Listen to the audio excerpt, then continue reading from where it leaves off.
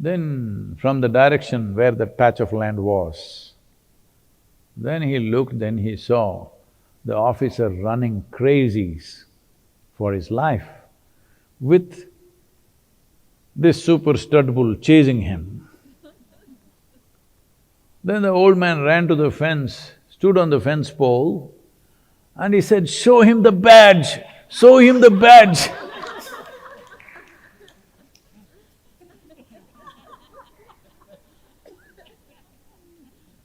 Please, don't flash your entitlements in the face of the virus. It's non-discriminatory.